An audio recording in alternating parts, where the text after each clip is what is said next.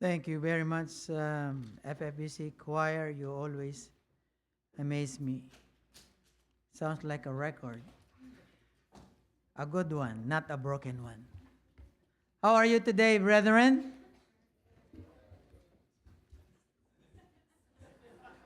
Okay, I understand.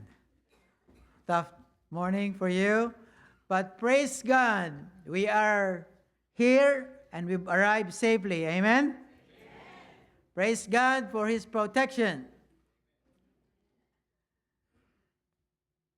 My family and I came back from a short break. You did not see me last Sunday. You will not see me next Sunday either. But I'm happy to be with you today. When we went to this place called Mayberley, Ontario, it's 5 hours drive. But praise God for safe travel. It was tough. Driving from close to Ottawa, facing the west at 1 p.m. in the afternoon and reach Toronto at 6 p.m. Now, summer is a time, and a very good time, when a good number of us would go for a short break, sometimes long driving. And I believe that a good number of our congregation are not here today because they are aware. And I know that a few are in Pennsylvania watching Sights and Sound. There's some of our members are there. Now, our text today is also about traveling under the protection of God. And it is called the Traveler's Songs, or the Songs of Ascent. For those of you who have your physical Bible, and there are Bibles just in front of you there, please turn your Bibles to Psalm 121. And you will see, even for those who have notes in the Bible, it says the Traveler's Psalm, or a Song of Ascent.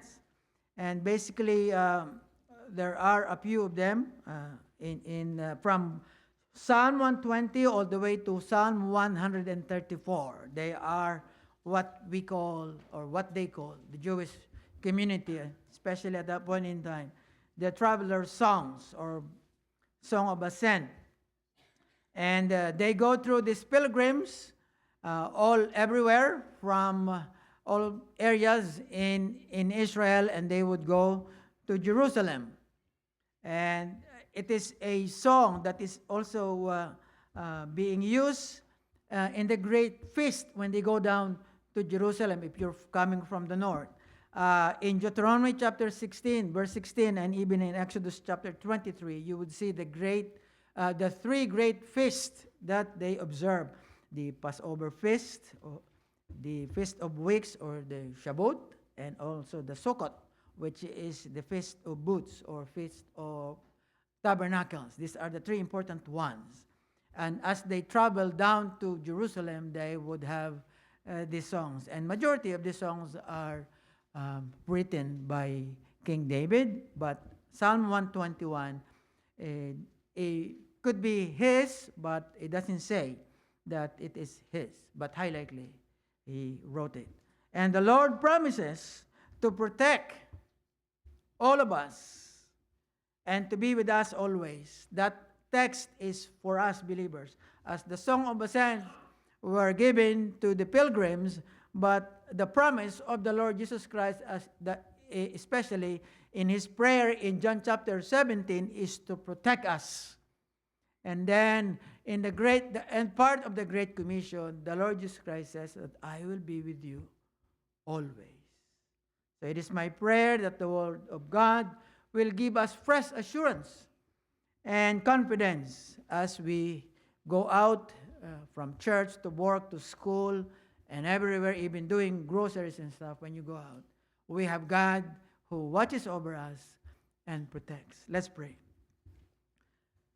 We thank you, O God, for your word, and we ask that you will bless your people, that we may be built up in the Lord and for the Lord.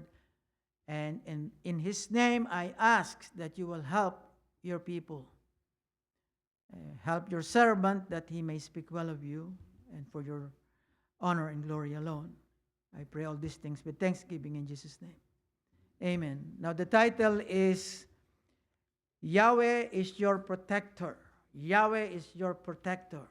The reason why I put Yahweh, for those of you who have opened your Bibles to our text, when you look at the word Lord in Psalm 121, they are all capitalized word Lord, which it is telling us that it is Yahweh. Okay? That is why the title is Yahweh is your protector.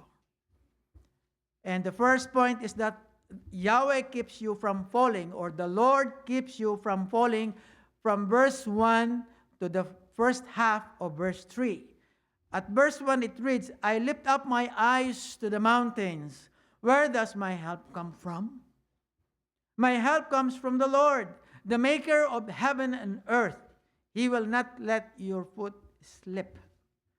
Now, this passage of Scripture, these passages, present a question rather than a statement.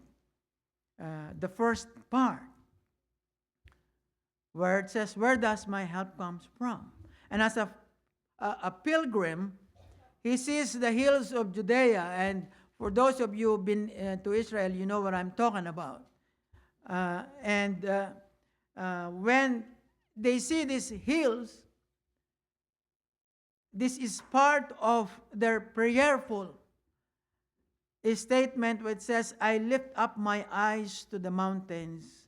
Where does my help come from? But the answer is as follows, where it says, my help comes from Yahweh. Capital L, capital O, capital R, capital D. Now, I am quite sure that a good number of us, maybe more than 85%, know where Baguio is. Baguio, Philippines. Where Pastor Isaac owns half of Baguio. He has a house there. And when you travel there, especially in the rainy season, you would recite and meditate upon the protective Psalm 121, because it's very dangerous when you go there. You wouldn't want to travel in Baguio when it's raining. And I have great memories in Baguio. My first trip to Baguio is related to missions. I went at a missions retreat with Sister Sonia and Sister Rosalie, homegrown missionaries of the First Filipino Baptist Church. My last two trips in Baguio was also about mission, when I was sent by our missions committee to look at the two possibilities of missions, shorter missions, one in Baguio and one in Atok, Benguet.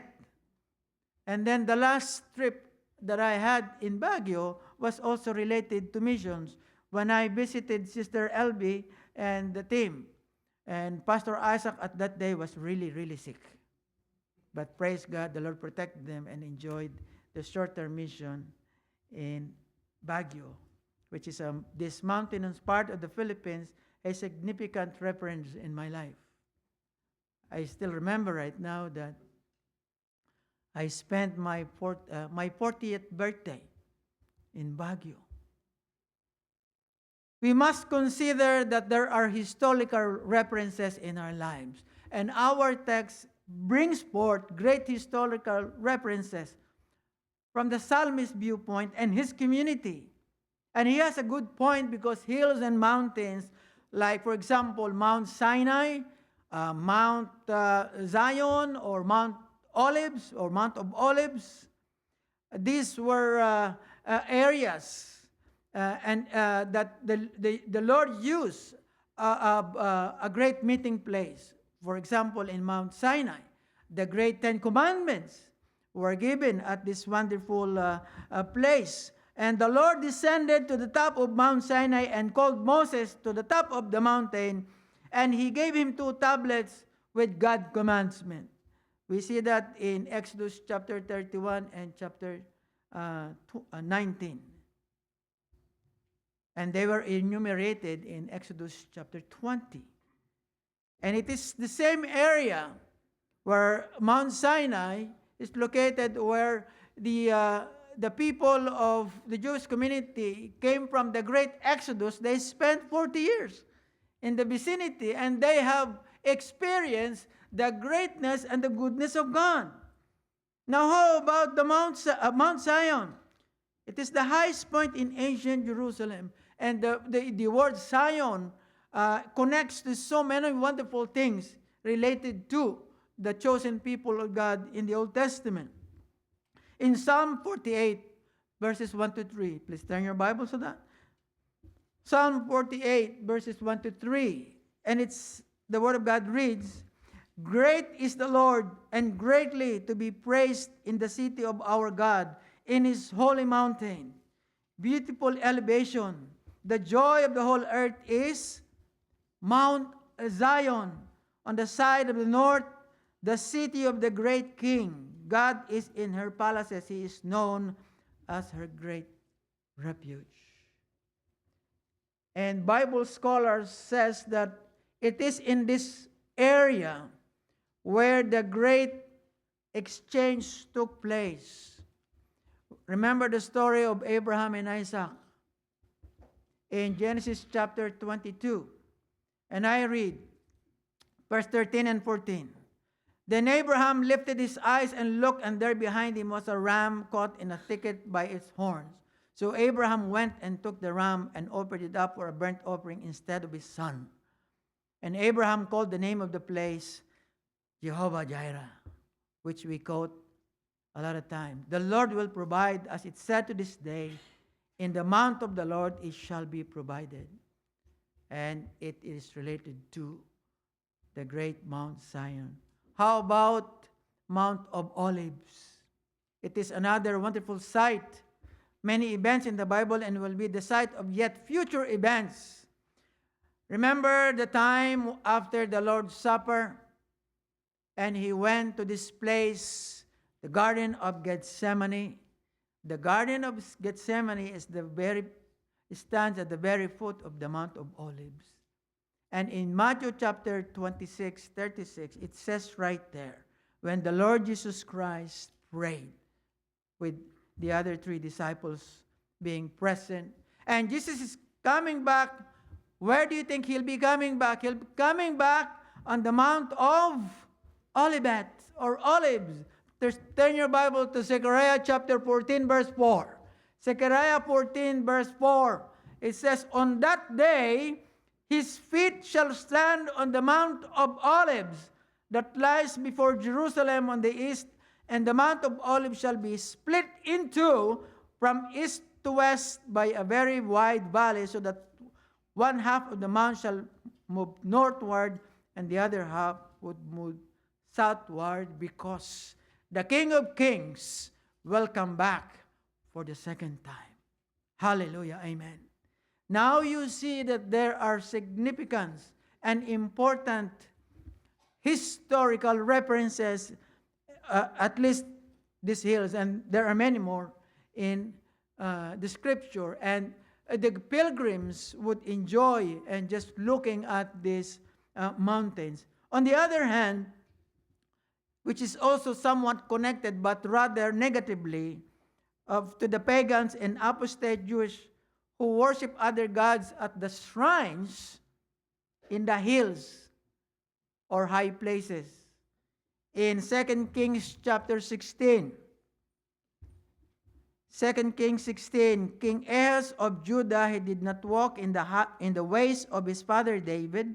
Instead, he sacrificed and burned incense where? On the high places, on the hills.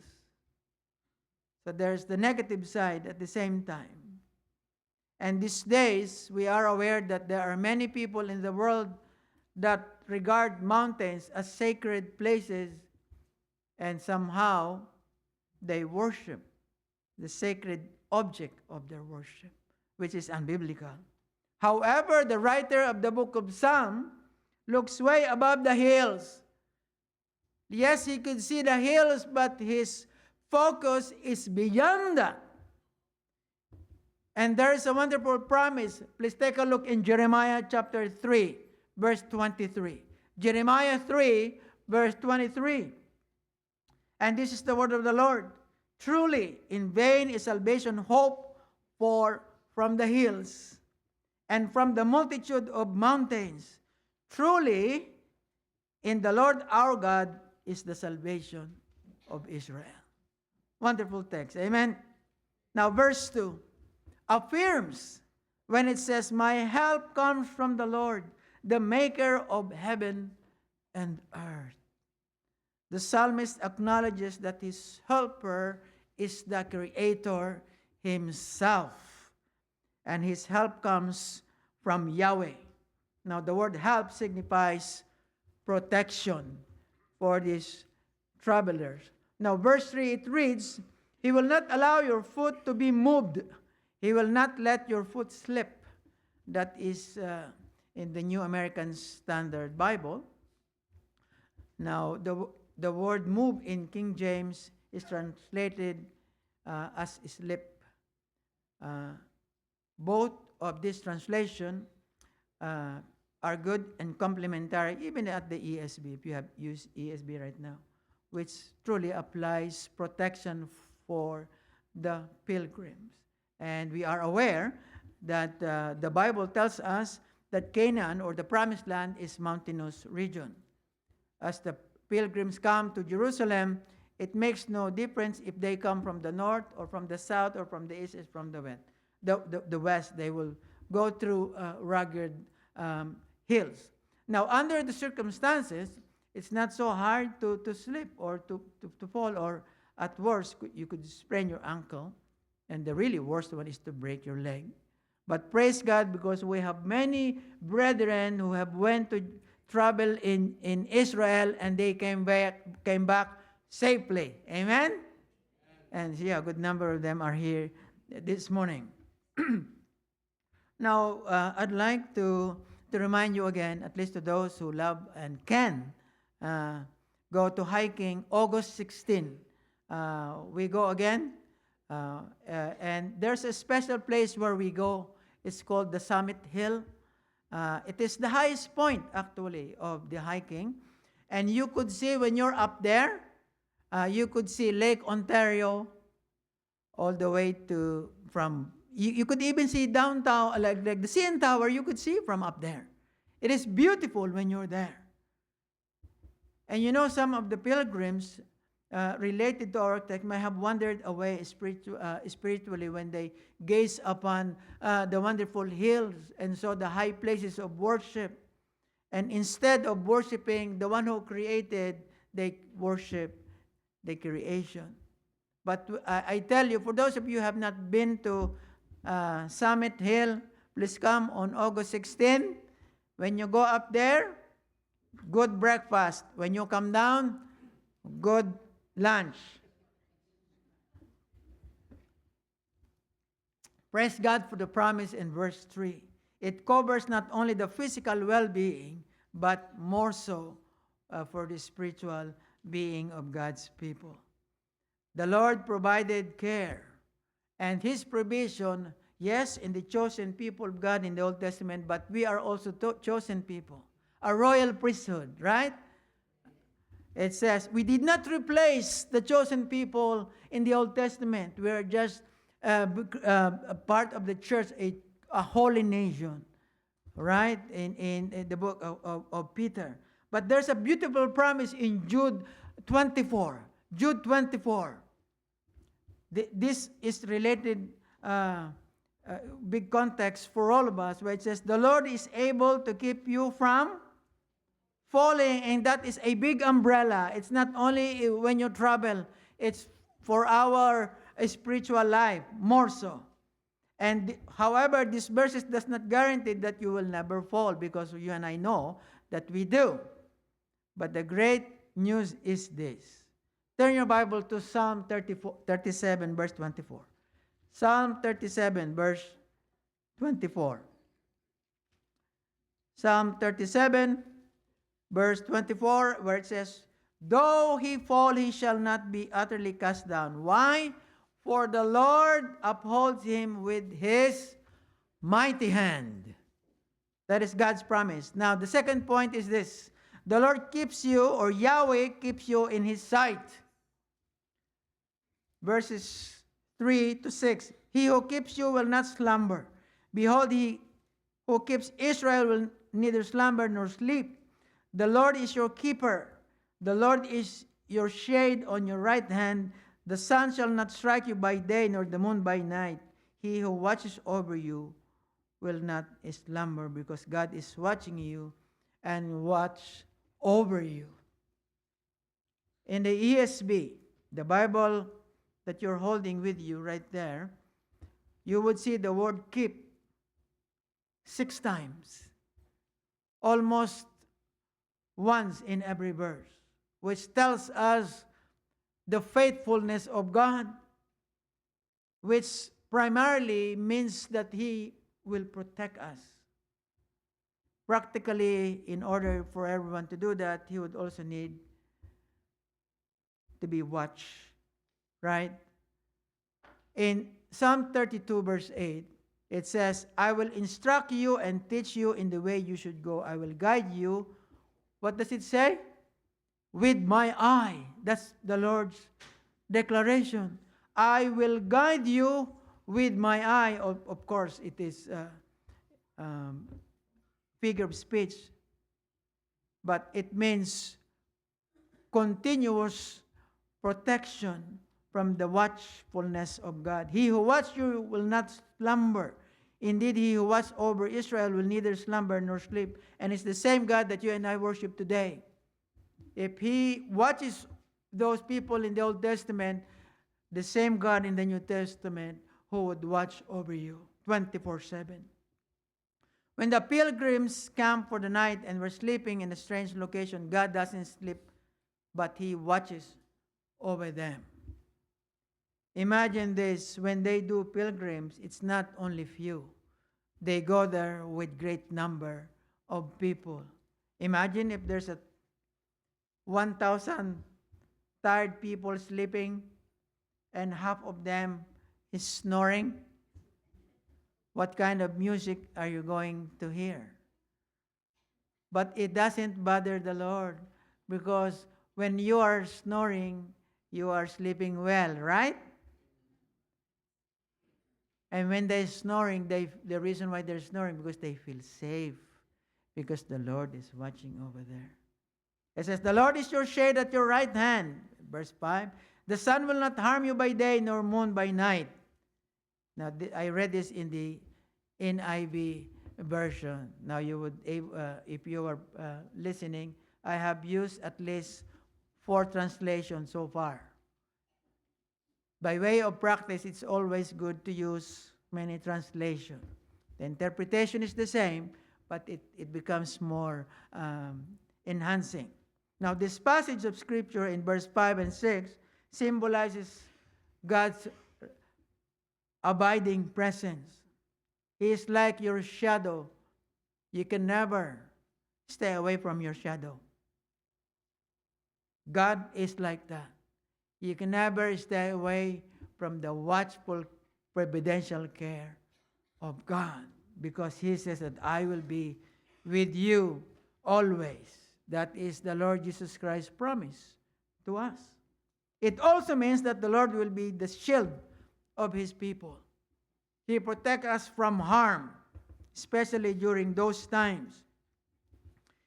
Which reminds us the great story of the great Exodus.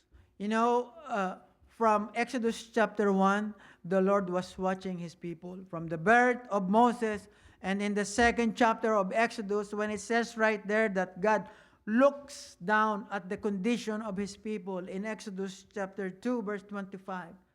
And then He had a great time with Moses when He spoke to Moses in the burning bush.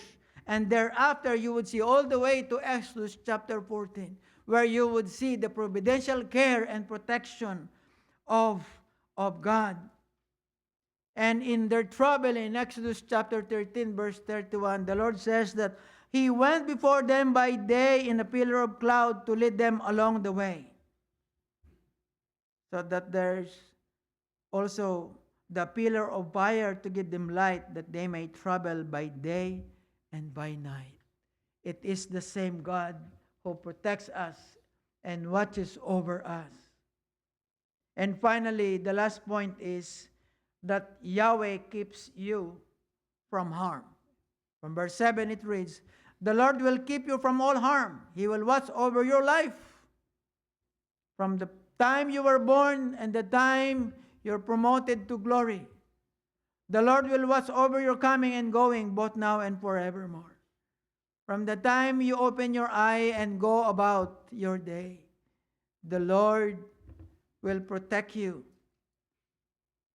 It is interesting that from verses 1 to 6, all of the promises were in present tense, which describe God's love over you and protection. But from verse 7 to 8, the promises is given in the future, telling us that God will do for all of us. Which tells us that the God protect us in the past, the God is the same who would protect us today, and the God that whom we worship and serve will protect you for all eternity. It says right there, now and forevermore. Wonderful text. The pilgrims are in constant danger, yes, but at the same time, God abides forever. God is our defender and preserver. In 1 Peter chapter 1, verse 5, it says that we are kept by the power of God. Wonderful verse. Now in verse 7 it says, it doesn't mean that evil will never tempt us, because it happens all the time, day after day. It doesn't mean that he will never torment us. Yes, it is biblical, or hurt us. Remember the story of Job in Job chapter 2? But the beauty of God's promise is this: although Job experienced troubles and hardships, but only God allows it to happen.